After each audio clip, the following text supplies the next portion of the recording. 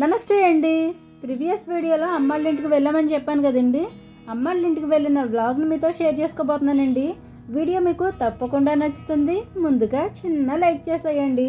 Last వీడియోలో మన subscribers saris పంపించారని చూపించాను కదండి. అందులో గ్రీన్ కలర్ హ్యాండ్లూమ్ శారీ అమ్మమ్మకి ఇచ్చేసాను. ఈ శారీ అయితే చాలా మందికి నచ్చేసింది. నాకు కూడా చాలా బాగా నచ్చింది. మంచిగా బ్లౌజ్ కుట్టించుకుంటే నాకు కూడా బాగుంటుందని చెప్పారు. కానీ నేను శారీస్ కట్టుకోవడం రేర్గా కడుతూ ఉంటానండి. సంవత్సరంలో 1-2 సార్లు కంటే ఎక్కువ కట్టుకోను. ఇష్టం లేక కాదండి, శారీ కట్టుకొని పని చేయలేనండి. శారీ కట్టుకొని పని చేస్తే చాలా ఇబ్బందిగా ఉంటుంది. అందుకే శారీస్ కట్టుకోను. పెళ్ళైన దగ్గర నుండి డ్రెస్సులే అలవాటైపోయాయి. అందుకే డ్రెస్సులే ఎక్కువగా కడుతూ ఉంటాను. ఓకేనండి, ప్రస్తుతం అమ్మాళ్ళ ఇంటికి ఎందుకు వచ్చామంటే చేలో చేయించాల్సిన పనులు చాలా ఉన్నాయి. అంటే ఇప్పుడు వ్యవసాయ పనులు చేయించడానికి వచ్చామన్నమాట. వచ్చిన తర్వాత ఫస్ట్ రోజు ఏం చేసామనేది ఈ వీడియోలో మీరు చూస్తారు. అమ్మళ్ళ ఇంటి దగ్గర తెల్లవారుజామున చాలా ప్రశాంతంగా ఉంటుందండి. నిద్ర కూడా చాలా హాయిగా పడుతుంది. ఉదయం లేవగానే మంచి ఫ్రెష్ ఫీలింగ్ కలుగుతుంది. అమ్మళ్ళ ఇంటికి వస్తే ఉదయం నిద్ర లేవగానే వంట పని అయితే స్టార్ట్ చేస్తాను. చేలో పని ఉన్న రోజు వంట నేనే చేస్తాను. తొందరగా వంట చేసేసి చేలోకి వెళ్ళిపోతాను. ఉదయం 10 వరకు అమ్మకి హెల్ప్ చేసి తర్వాత చేలో పని చేస్తాను.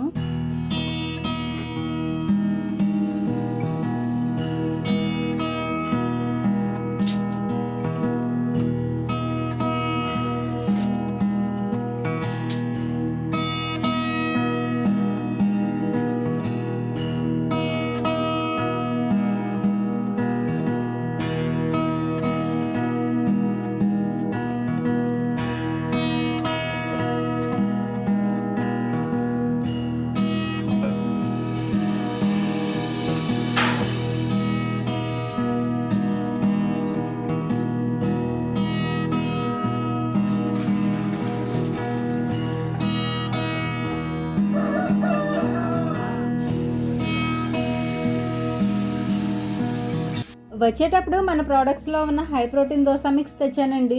ఇదైతే పప్పు రుబ్బే పని లేకుండా పని కొంచెం ఫాస్ట్గా అయిపోతుందని ప్రీమిక్స్ తెచ్చాను. నా పక్కన కూర్చున్న అక్కని మీరు ప్రీవియస్ వీడియోలో కూడా చూసుంటారు కదండి. తను మాకు దగ్గర బంధువేనండి, మా పక్క ఊర్లోనే ఉంటుంది. నా దగ్గర వర్క్ ఏమైనా ఉంటే చేస్తానని ఫోన్ చేసింది. సరే, నాకు ఎలాగో హెల్పర్ కావాలి కదా అని ఓకే చెప్పాను. ఆ అక్క వాళ్ళు 5-6 ఏళ్ళప్పుడు అమ్మాళ్ళూరులోనే ఉండేవాళ్ళటండి. నేను అమ్మాళ్ళ ఇంటికి వెళ్తున్నానని చెప్తే మాతో పాటు సరదాగా వచ్చింది. ఎప్పుడో చిన్నప్పుడు చూసిన ఊరిని మళ్ళీ ఎన్నాళ్ళకు చూసినందుకు అక్క అయితే చాలా హ్యాపీగా ఫీల్ అయింది. ఇప్పటి వరకు ఈ అక్క నాకు పరిచయం లేదండి. మా తాతయ్య ఫోన్ చేసి చెప్పారు, ఇలా మనకి తెలిసిన వాళ్ళే నీ దగ్గర వర్క్ ఏమైనా ఉంటే చెప్పు అని. అలా నాకు ఈ అక్క పరిచయం అయింది. ప్రోడక్ట్స్ తయారు చేసేటప్పుడు అక్క హెల్ప్ తీసుకుంటున్నాను. తన పేరు వచ్చేసి తులసి. ఇక ఉదయం టిఫిన్ చేసేసిన తర్వాత పాలు పొయ్యి మీద పెట్టేసి పక్క పొయ్యి మీద రైస్ కోసం ఎసరు కూడా పెట్టేసి అమ్మకి చెప్పి చేలోకి వచ్చేసాను. ఫస్ట్ రోజు చేసిన పనులు ఏంటంటే, మా వారేమో కొబ్బరి మొక్కలకి మందు కొట్టారు. కొబ్బరి మొక్కలు కొంచెం డల్గా ఉన్నాయండి, అందుకని ఫస్ట్ వాటికి మందు కొట్టారు. నేనేమో మామిడి మొక్కల్ని ప్రూనింగ్ చేశాను. మొక్కల్ని కత్తిరించడం చాలా ముఖ్యమండి. మొక్కల్ని ప్రూనింగ్ చేయడం అనేది మామూలుగా అయితే వర్షాకాలం ముందు కానీ వర్షాకాలం తర్వాత కానీ చేయాలి, వర్షాకాలంలో చేయకూడదు. అయితే నేను ప్రూనింగ్ చేసే టైంలో వర్షాలు లేవండి. వర్షాకాలమే అయినా ఈ సంవత్సరం అసలు వర్షాకాలంలాగే లేదు. సమ్మర్లో ఎలా ఉంటుందో ఇప్పుడు కూడా అలానే ఉంటుంది. వాతావరణాన్ని బట్టి నేనైతే ప్రూనింగ్ అయితే చేసేసాను. వర్షాకాలంలో మొక్కల్ని ఎందుకు ప్రూనింగ్ చేయకూడదంటే, కత్తిరించిన చోట వర్షపు నీరు వల్ల ఫంగస్ వల్ల కానీ బ్యాక్టీరియా వల్ల కానీ మొక్కలకి ఇన్ఫెక్షన్లు వచ్చే అవకాశం ఉంటుందండి. అందుకని వర్షాకాలంలో ప్రూనింగ్ చేయకూడదంటారు. ఇలా కొంతసేపు చేలో పని చేశాక చేలో కూర ఉండేయమని అమ్మ కూరకు కావాల్సినవన్నీ చేలోకి పంపేసింది. మేము వచ్చినప్పుడు వంట చేయాలంటే అమ్మకు భయమండి, మాకు నచ్చుతాయో నచ్చవోనని. అందుకే అన్నీ తయారు చేసి ఇచ్చేస్తుంది, మమ్మల్ని వండేసుకోమని. ఆ రోజు సండే అండి, చికెన్ కర్రీ చేశాను. చేలో పనికి ఉందనుకోండి, వంట ఇలా చేలోనే చేసుకుంటూ చేలో పని కూడా చేసుకుంటూ ఉంటాము. ఉల్లిపాయ ఫ్రై అయ్యేలోగా మా తులసక్క మసాలా నూరేసింది. తులసక్క పని అయితే చాలా బాగా చేస్తుందండి, అస్సలు బతికించదు. ఇన్నాళ్ళు ఇలా హెల్ప్ చేసే వాళ్ళు దొరికితే బాగుంది అనిపించింది. ప్రస్తుతానికైతే ఈ అక్క దయ వల్ల నాకు హెల్ప్ అయితే బాగానే ఉంది.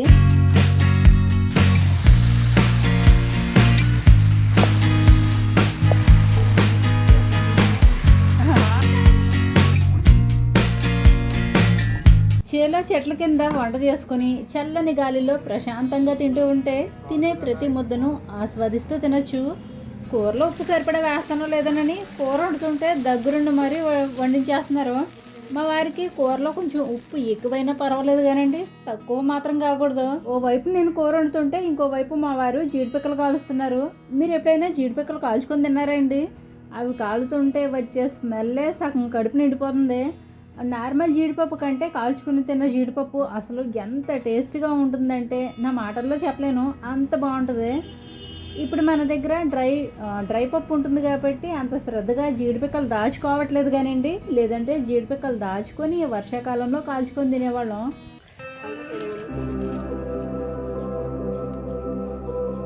స్మెల్ కూడా ఎంత బాగుంటాయో, వాసన ఇలా కాల్చిన పిక్కలు భలే ఉంటాయి. మొక్కజొన్న పొత్తులు,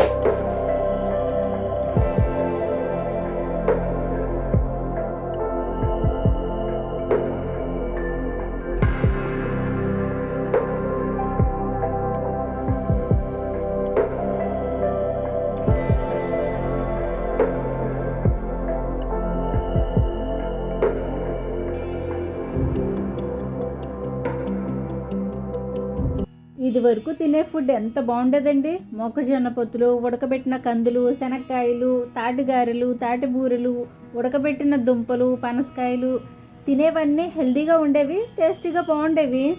సాయంత్రం అయితే ఇలాంటివే స్నాక్స్గా టైంపాస్గా తినేవాళ్ళం. ఏదేమైనా ఆ రోజులు రావు, ఆ టేస్ట్ రాదు. ఇక మధ్యాహ్నం వంట అయిపోయాక భోజనం చేసేసి చేలో పని స్టార్ట్ చేసామండి. మధ్యాహ్నం చేసిన పని ఏంటంటే, ఈ ప్లేస్లో వంగ తోట వేసాము. ఈ వంగ మొక్కలన్నీ తీసేసి ఈ ప్లేస్లో దమ్ము చేసాము. ఈ ప్లేస్లో ఎండాకాలంలోనేమో వంగ తోట, వర్షాకాలంలోనేమో వరి పండిస్తాము. ఇందులో ఆకుమడి వేద్దామని వంగ తోట తీసేసాము.